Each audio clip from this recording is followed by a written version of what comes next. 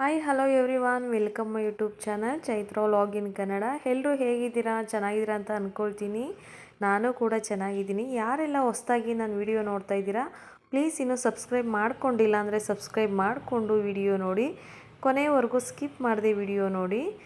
ಇದು ಸುತ್ತ ತೋಟ ಮತ್ತು ಮಧ್ಯದಲ್ಲಿ ಒಂದು ಮನೆ. ಈ ಥರ ಒಂದು ಮನೆ ಕಟ್ಟಬೇಕು ಅಂತ ಯಾರಿಗೆಲ್ಲ ಆಸೆ ಇರಲ್ಲ ಹೇಳಿ? ಎಲ್ರಿಗೂ ಆಸೆ ಇರುತ್ತೆ. ಇದು ನಮ್ಮ ಅಮ್ಮನ ಮನೆ, ನಮ್ಮಪ್ಪ ಅಮ್ಮನ ಮನೆ. ಇದು ನನ್ನ ತವರೂರು.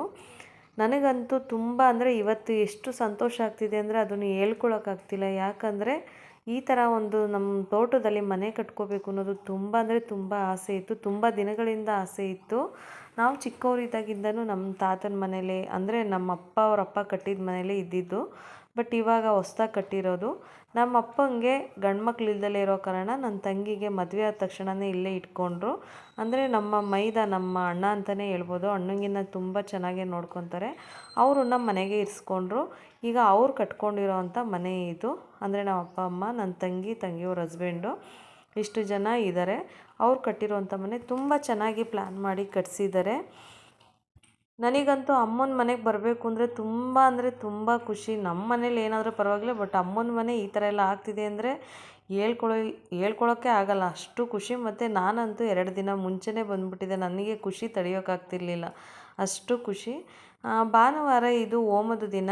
ಅದಕ್ಕೆಲ್ಲ ಹೂವು ಮತ್ತು ತರಕಾರಿ, ಸ್ವಲ್ಪ ನೈಟು ಊಟಕ್ಕೆ ಅಂದ್ಬಿಟ್ಟು ಎಲ್ಲ ಐಟಮ್ ಎಲ್ಲ ತೊಗೊಂಬಂದಿದ್ರು.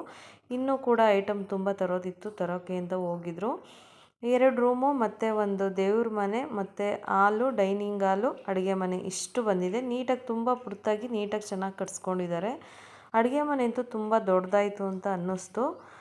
ಏನೇ ಆಗಲಿ ನನಗಂತೂ ತುಂಬ ಅಂದರೆ ತುಂಬ ಖುಷಿಯಾಯಿತು. ಅಂದರೆ ನಮ್ಮ ಮನೆ ತೋಟದಲ್ಲಿ ಒಂದು ಮನೆ ತುಂಬ ಚೆನ್ನಾಗಿ ಕಾಣ್ತಿತ್ತು ನೋಡಿ. ನೈಟ್ ಅಂತೂ ಲೈಟಿಂಗ್ಸ್ ಬಿಟ್ಟಿರೋದಕ್ಕಂತೂ ತುಂಬ ಚೆನ್ನಾಗಿ ಕಾಣ್ತಿತ್ತು. ಏನೋ ಸ್ವರ್ಗನೇ ನೋಡ್ತಿದ್ವಿ ಅನ್ನೋ ಥರ ಇತ್ತು, ಅಷ್ಟು ಚೆನ್ನಾಗಿ ಕಾಣ್ತಿತ್ತು ನೈಟು ಲೈಟಿಂಗ್ಸ್ ಬಿಟ್ಟಿರೋದಕ್ಕೂ ಅದಕ್ಕೂ. ಹೋಮನ ಒಂದು 7 o'clock ಹೋಮ ಸ್ಟಾರ್ಟ್ ಮಾಡಿಬಿಟ್ಟಿದ್ರು ಆಗಲೇ. ಹೋಮಕ್ಕೆ ನೋಡಿ ನನ್ನ ತಂಗಿ ಗಂಡ ಕೂತ್ಕೊಂಡಿದ್ದಾರೆ. ಹೋಮಕ್ಕೆ ತುಂಬ ಜನ, ಅಂದರೆ ನೈಟು ತುಂಬ ಜನ ಬಂದಿರಲಿಲ್ಲ. ಅಂದರೆ ರಿಲೇಷನ್ಗಳೆಲ್ಲ ಇಲ್ಲೇ ಉಳ್ಕೋಬೇಕು ಅನ್ನೋ ಕಾರಣಕ್ಕೆ ಸ್ವಲ್ಪ ಜನ ಮಾತ್ರ ಬಂದಿದ್ದರು. ನೈಟ್ ಊಟಕ್ಕೆ ಅನ್ನ, ಸಾಂಬಾರು ಮತ್ತು ಬಜ್ಜಿ ಮಾಡಿಸಿದ್ರು.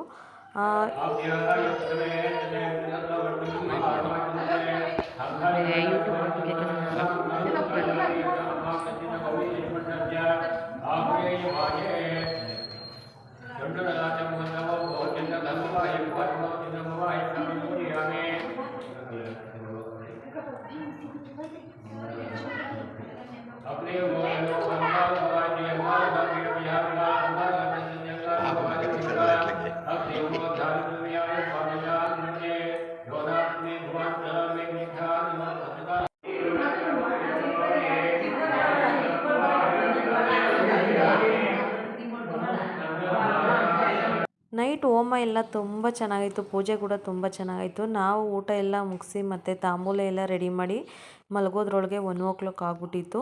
ಬೆಳಗ್ಗೆ ಗಂಗೆ ಪೂಜೆ ಇದೆ, 6:30ಗೆ ಪೂಜೆ ಇದೆ ಅಂತ ಹೇಳಿದರು. ಹಂಗಾಗಿ ಬೇಗನೆ ನಾವು ಒಂದು 4 o'clock ಎದ್ದು ಎಲ್ಲರೂ ಸ್ನಾನ ಮಾಡಿಕೊಂಡು ನೋಡಿ ರಂಗೋಲಿ ಎಲ್ಲ ಬಿಟ್ಟು ಫುಲ್ಲು ರೆಡಿ ಮಾಡ್ಕೊಂಡಿದ್ವಿ.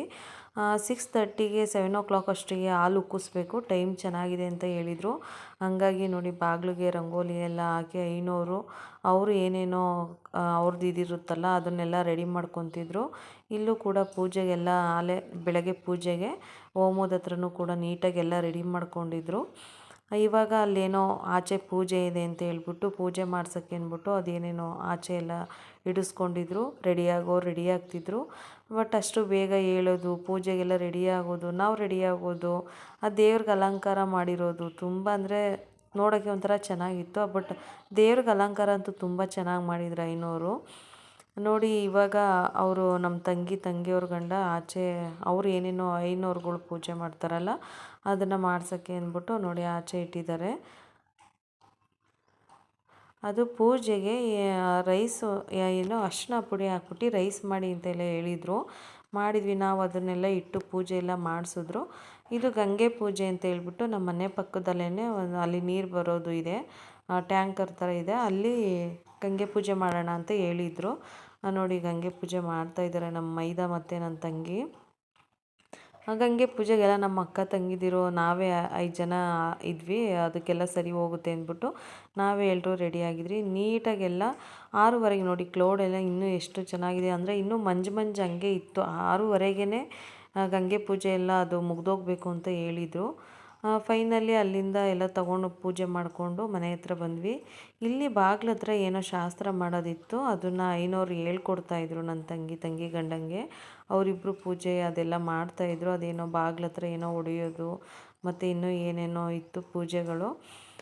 ಅವ್ರು ಹೇಳ್ದ ಅಂದರೆ ಐನೋರುಗಳು ಗೊತ್ತಿರುತ್ತಲ್ಲ, ಆ ಥರ ಎಲ್ಲ ಅವರು ಮಾಡಿಸ್ತಾಯಿದ್ರು. ನಮಗಂತೂ ತುಂಬ ಖುಷಿ ಆಗ್ತಿತ್ತು ಅಷ್ಟು ಬೇಗ ಎದ್ದೇಳೋದು. ಅಂದರೆ ಡೈಲಿ ಹೇಳೋದು ಬೇರೆ, ಬಟ್ ಈ ಥರ ಎಲ್ಲ ಒಂದು ಮನೆಯಲ್ಲಿ ಖುಷಿ ವಾತಾವರಣ ಇದ್ದಾಗ ಈ ಥರ ಗೃಹಪ್ರವೇಶ ಅಂದಾಗ, ಅದರಲ್ಲೂ ಅಮ್ಮನ ಮನೆ ಗೃಹಪ್ರವೇಶ ಅಂದಾಗ ಎಷ್ಟೇ ಕಷ್ಟ ಆದರೂ ಬೇಗ ಎದ್ದು ಎಲ್ಲ ರೆಡಿ ಆಗ್ತೀವಿ. ಅದು ಒಂಥರ ಖುಷಿ, ಏನೋ ಒಂಥರ ತುಂಬ ಸಂತೋಷ ಆಗ್ತಿರುತ್ತೆ. ಅದರಲ್ಲೂ ಈ ಥರ ಎಲ್ಲ ನೋಡಿದಾಗ ತುಂಬ ಖುಷಿಯಾಗುತ್ತೆ. ಪೂಜೆ ಅಂತೂ ತುಂಬ ಅಂದರೆ ತುಂಬ ಚೆನ್ನಾಗಾಗ್ತಿತ್ತು. ಅಂದರೆ ನಾವೆಲ್ಲ ಅಷ್ಟು ಬೇಗ ಇದ್ದಿದ್ದ ಕಾರಣ ಪೂಜೆ ಎಲ್ಲ ಬೇಗ ಆಯಿತು. ಬೇಗ ಮಾಡಿ ಸ್ವಲ್ಪ ಹಾಲು ಕುಸ್ಬೇಕು. 7 ಅಷ್ಟೊತ್ತಿಗೆಲ್ಲ 7:20 ಟೈಮ್, ಲಾಸ್ಟ್ ಟೈಮ್ ಇದ್ದಿದ್ದು. ಅಷ್ಟರೊಳಗಡೆ ಹಾಲು ಉಕ್ಕಿಸ್ಬಿಡ್ಬೇಕು, ಬೇಗ ಮುಗಿಸಿ ಅಂತ ಹೇಳ್ತಾಯಿದ್ರು. ಫೈನಲಿ ಅದೆಲ್ಲ ಬಾಗಿಲು ಪೂಜೆ ಎಲ್ಲ ಮಾಡಿಸಿ ಆಯಿತು. ಇವಾಗ ಅಡುಗೆ ಮನೆಯಲ್ಲಿ ಹಾಲು ಉಕ್ಸೋದಕ್ಕೆ ಅಂದ್ಬಿಟ್ಟು ನಮ್ಮ ಮೊದಲನೇ ಅಕ್ಕ ಇವರು, ನಮ್ಮ ಅಕ್ಕ ಎಲ್ಲ ರೆಡಿ ಮಾಡಿಕೊಡ್ತಾಯಿದ್ರು ನನ್ನ ತಂಗಿಗೆ. ಅವ್ರಿಗೆ ಅಷ್ಟು ಗೊತ್ತಾಗಲ್ಲ ಅಂತ ಹೇಳ್ಬಿಟ್ಟು ಇವರೇನೆಲ್ಲ ಇಟ್ಟು ಪೂಜೆ ಎಲ್ಲ ಮಾಡಿ ರೆಡಿ ಮಾಡಿಕೊಟ್ರು. ಅವ್ರ ಕೈಲಿ ಕೂಡ ಒಂದ್ಸಲಿ ಐನೋರು ನೀವು ಕೂಡ ಪೂಜೆ ಮಾಡಿ ಅಂತ ಹೇಳ್ಬಿಟ್ಟು ಪೂಜೆ ಮಾಡಿಸಿ ಫೈನಲಿ ಹಾಲು ಉಕ್ಸೋಕ್ಕೆ ಅಂತ ಬಂದ್ವಿ. ಹಾಲು ಉಕ್ಬೇಕಾದ್ರಂತೂ ತುಂಬ ಅಂದರೆ ತುಂಬ ಖುಷಿಯಾಯಿತು. ನಾವೆಲ್ಲ ಸೈಡಿಗೂ ಹೋಗಿಲ್ಲ, ಅಲ್ಲೇ ನೋಡ್ಕೊಂಡು ನಿಂತ್ಕೊಂಡ್ಬಿಟ್ಟಿದ್ವಿ. ಅಷ್ಟು ಚೆನ್ನಾಗಿ ಹಾಲು ಉಕ್ತಾಯಿತ್ತು. ಅಂದರೆ ನಾವು ಮನೇಲಿ ಹಾಲು ಉಕ್ಸ್ಬೇಕಂದ್ರೆ, ಹೊಸ ಮನೇಲಿ ಹಾಲು ಉಕ್ಸ್ಬೇಕಾದ್ರೆ ಲೇಟಾಗಿ ಉಕ್ಕುತ್ತೆ. ಬಟ್ ಮನೇಲಿ ಹಾಲು ಇಟ್ಬಿಟ್ಟು ಆಚೆ 1 ನಿಮಿಷ ಹೋದ್ರೂ ಬೇಗ ಉಕ್ಕೋಗ್ಬಿಟ್ಟಿರುತ್ತೆ. ಆದರೆ ನಾವು ಅದಕ್ಕೆ ಅಂದರೆ ಅದು ಉಕ್ಕೋದು ನೋಡ್ಬೇಕಂತಲೇ ಅಲ್ಲೇ ಕಾಯ್ಕೊಂಡು ನಿಂತ್ಕೊಂಡಿದ್ವಿ. ನೋಡಿ ಫೈನಲಿ ಹಾಲು ಉಕ್ತಾ ಇದೆ. ನೋಡಿ ಎಷ್ಟು ಚೆಂದ ಉಕ್ತಾಯಿದೆ. ಆ ಥರ ಅಂದರೆ ಒಂದು ಕಡೆ ಸೈಡಲ್ಲ, ಸುತ್ತಲೂ ಉಕ್ಬೇಕಂತೆ, ಚೆನ್ನಾಗಿರುತ್ತೆ. ಫೈನಲಿ ಅದೆಲ್ಲ ಆದಮೇಲೆ ನಮಗೆ ರೆಡಿಯಾಗೋದಕ್ಕೆಲ್ಲ ಟೈಮ್ ಇತ್ತು. ಇನ್ನು 12 ಗಂಟೆವರೆಗೂ ಇನ್ನೂ ಟೈಮ್ ಇತ್ತು. ನಾವೆಲ್ಲ ರೆಡಿಯಾಗಿ ನಮ್ಮ ಮಕ್ಳುಗಳು ನಾವು ಎಲ್ಲ ವೀಡಿಯೋಸ್ ಮಾಡಿಕೊಂಡು ಫೋಟೋಸ್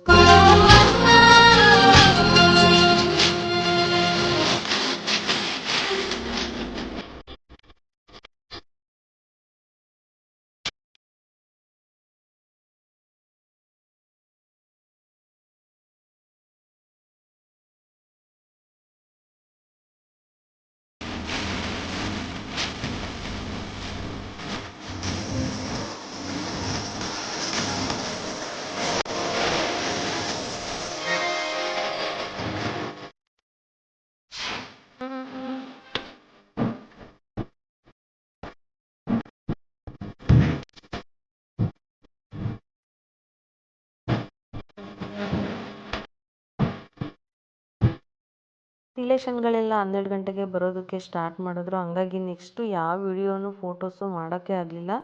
ವೀಡಿಯೋಸ್ ಅಂತೂ ಮಾಡೋದಕ್ಕೆ ಆಗಲಿಲ್ಲ. ಫೈನಲಿ ಗೃಹಪ್ರವೇಶ ಎಲ್ಲ ತುಂಬ ಚೆನ್ನಾಗಾಯಿತು. ಇನ್ನು ರಿಲೇಷನ್ಗಳೆಲ್ಲ ನೈಟು ಉಳ್ಕೊಂಡಿದ್ದವರೆಲ್ಲ ಇದ್ದಾರೆ. ಇನ್ನು ಟೆರೇಸ್ ಮೇಲೆ ಕೂಡ ಇದ್ದರು ತುಂಬ ಜನ. ಯಾರಿಗೆಲ್ಲ ನಮ್ಮ ಮನೆ ಹೊಸ ಮನೆ ಗೃಹಪ್ರವೇಶ ಇಷ್ಟ ಆಯಿತು ಪ್ಲೀಸ್ ಕಮೆಂಟಲ್ಲಿ ತಿಳಿಸಿ ಹೇಗಿತ್ತು ಅಂತ ಹೇಳ್ಬಿಟ್ಟು.